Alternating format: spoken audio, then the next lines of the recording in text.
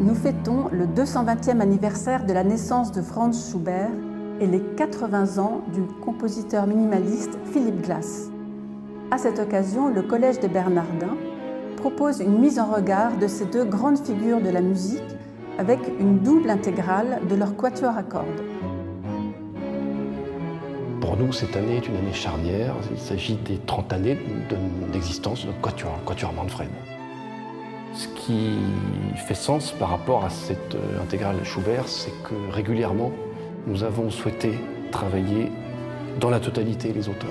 C'est notre manière de fonctionner, c'est-à-dire sur le temps long et pas dans l'urgence. C'est un très très grand plaisir pour nous de pouvoir le faire ici. Une intégrale Schubert, c'est un moment de fragilité, un moment pour les premiers quatuors, un moment d'intimité, beaucoup de poésie. Et c'est vrai qu'il faut un écrin un peu singulier pour lui laisser le temps de s'exprimer et aussi un peu de beauté quand même du lieu. Un lieu attentif à ce qui va se passer autour de cette poésie, cette nostalgie schubertienne.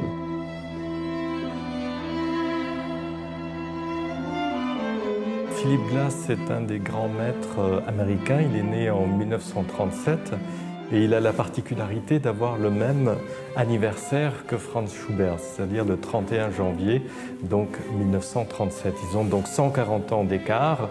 Alors on peut se demander pourquoi Schubert, Glass, il y aurait une affinité, mais en fait il y a une très grande affinité pour deux raisons. Une, c'est que Philip Glass est un compositeur minimaliste et effectivement, il a été dans cet esprit fasciné par le travail de Schubert, notamment dans ses quatuors. Et Philip Glass, dans son attitude, a aussi une attitude juvénile dans les outils assez simples qu'il utilise. Il y a un cheminement assez clair chez Schubert, c'est sa rencontre avec le grand Salieri, maître de chapelle de la cour à l'époque. Et Salieri va avoir très certainement, ou en tout cas l'œuvre, la maturité de Schubert le laisse entendre après, il a été déterminant dans l'évolution du compositeur.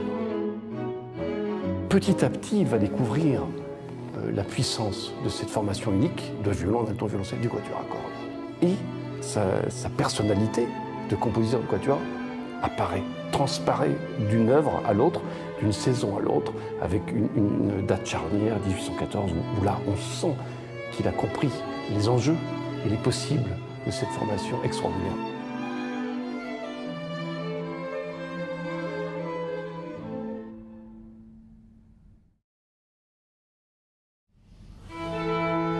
Quatuor Yaco, c'est encore un bébé quatuor, puisque nous avons 2 ans d'existence. Ça part d'une rencontre entre copains et d'un plaisir qui a grandi avec le temps. Et maintenant, on ne fait plus que ça et on a pour objectif de devenir un quatuor aussi expérimenté et généreux que le quatuor Manfred, avec qui on partagera le projet Glass-Schubert.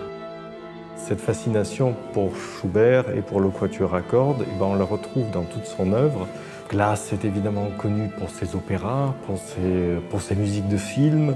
Einstein on the Beach, Koyaanisqatsi, The Truman Show est aussi une musique de Philip Glass.